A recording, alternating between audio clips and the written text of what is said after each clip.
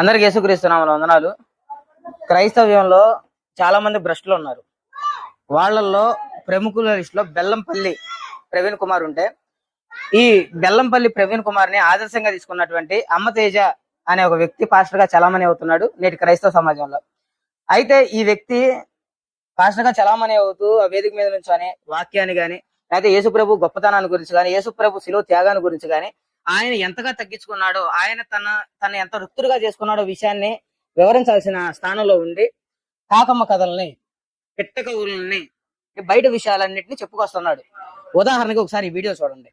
మహేంద్ర సింగ్ ధోని తెలుసు కదండి. తన ఇంటికి ప్రపంచ ప్రఖ్యాతిగాంచినటువంటి క్రీడాకారులందరూ వెళ్లారంట. వెళితే మహేంద్ర సింగ్ ధోని ఇంట్లో మంచి కాస్ట్లీ ఆ టీ కప్పులలో వారందరికీ టీలు ఇస్తా ఉన్నారంట. కానీ మహేంద్ర సింగ్ ధోనికి మాత్రానికి బాబాయ్ హోటల్స్ ఉంటాయి కదా, ఆ బాబాయ్ హోటల్లో నుంచి గాజు గ్లాస్ లో టీ తీసుకొచ్చి మహేంద్ర సింగ్ ధోనికి ఇస్తా ఉన్నారంట. అప్పుడు ఆ క్రీడాకారులు అడిగారంట, సార్ మీరు ప్రపంచ ప్రఖ్యాతిగాంచినటువంటి గొప్ప కెప్టెన్, మీరు ఆ గాజు గ్లాస్ లో టీ తాగడం ఏంటి సార్ అని అడిగితే మహేంద్ర సింగ్ ధోని చెప్తున్నాడంట, ఈ టీ కప్ చూసిన ప్రతిసారి నా జీవితం నాకు గుర్తుంటది. నాలో గర్వము రాకుండా ఉండాలంటే ఈ గాజు గ్లాసులో ప్రతిరోజు నేను టీ తాగాలి. ఆ గాజు గ్లాస్ లో తాగిన ప్రతిసారి నా కష్టము నాకు గుర్తుంటది, నా ప్రయాస నాకు గుర్తుంటది అని చెప్పి వారందరికీ చెప్పగానే వారు షాక్ అయిపోయినారట. మనము కూడా మన జీవితంలో ఎక్కడి నుంచి వచ్చామో మనము గుర్తించుకోవాలి. చూశారు కదా ఈ వీడియోని చూసినప్పుడు నాకు సందర్భం గుర్తొచ్చింది. మేకా గ్రంథము 2వ అధ్యాయము 11వ వచనంలో ఇలాగ రాపిస్తుంది, వ్యర్థమైన మాటలు పలుకుచు అబద్ధికుడై ద్రాక్షారసమును బట్టి మద్యపానమును బట్టి నేను మీకు ఉపన్యాసము చేయుదునని అబద్ధము చెప్పుచు ఒకడు వచ్చిన ఎడల వాడే ఈ జనులకు ప్రవక్త యొగును. చూశారు కదా, వ్యర్థమైన మాటలు. అసలు ఏమైనా సంబంధం ఉందా?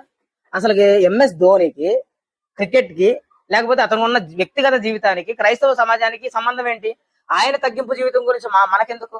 ప్రభువైన యేసుక్రీస్తు ఎంతగా తను తగ్గించుకున్నాడని కదా నువ్వు చెప్పాలి క్రైస్తవ సమాజానికి. రెండు సహోదరులారా, మరి దీని గురించి ఎందుకు అమ్మతేజ గారు మాట్లాడట్లేదు? లేదంటే నువ్వు స్వార్థ ప్రకటించాల్సింది అది కదా. అది విడిచిపెట్టి పలానా ప్రపంచంలో ఉన్న బయట వ్యక్తుల్ని తీసుకొచ్చి, అల్లరితో కూడిన ఆటపాటలకి సంబంధించిన వ్యక్తులు తీసుకొచ్చి వాళ్ళ జీవితాన్ని మోరల్ స్టోరీగా చెప్తున్నారు. ఎంతకంటే భ్రష్టుడు ఉంటాడా? దయచేసి క్రైస్తవ సమాజమా, లేదంటే బయట ఉన్నటువంటి క్రైస్తవేతలారా, కొంచెం తెలివి ఉపయోగించి మీరు గమనించండి ఏం జరుగుతుందో సమాజంలో. బైబుల్ పట్టుకున్నప్పుడు బైబుల్లో విషయాలు కదా మీకు తెలియాలి, అసలు ఏముందని కదా తెలియాలి. బయట విషయాలు చెప్తుంటే బయట విషయాలు ఎవరికి తెలియదు. అయినా దీనికి ఏమైనా సాక్ష్యం ఉందా? దీనికి ఏమైనా రుజువు ఉందా? ఆయన టీ క్లాస్ తో తాగుతాడు అంటే 2 ఫోటోలు ఏదో దానికి మ్యాచ్ అయినట్టు ఎడిటింగ్ చేసి పెడితే దాన్ని ఎలా నమ్మేది?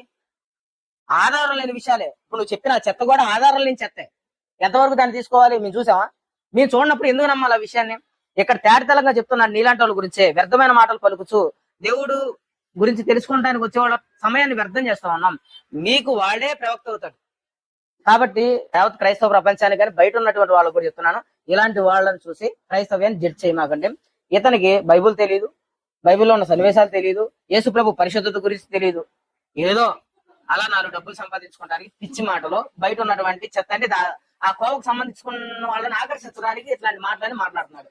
జాగ్రత్తగా ఉంటారని యేసుక్రీస్తు వాత్సల్యాన్ని బట్టి మిమ్మల్ని బ్రతిలాడుకుంటున్నాను. యేసుక్రీస్తు తగ్గించుకున్నంత ప్రపంచంలో ఎవరు తగ్గించుకోలేదు. ఆయన శిలువ మరణం పొందేంతగా ఆయన యాత్ర పడ్డాడు. యేసుక్రీస్తుని బట్టి మన తగ్గింపు జీవితం ఉండాలి, కానీ బయట సచిన్ బట్టో, లేకపోతే ఎంఎస్ ధోనిని బట్టో, కోహ్లీ ఇంకోని బట్టో కాదు ఉండేది. యేసుక్రీస్తులాగా ఎవరైనా తగ్గించుకున్నారా? యేసుక్రీస్తులాగా ఎవరైనా ప్రాణం పెట్టారా? అది కదా మనకు కావాల్సింది. తెలివైన వాళ్ళు, విజ్ఞులు తెలుసుకుని ఇలాంటి వాళ్ళ పట్ల చాలా జాగ్రత్తగా ఉంటారని మనవి చేసుకుంటున్నాను. యేసుక్రీస్తు నామములో వందనాలు.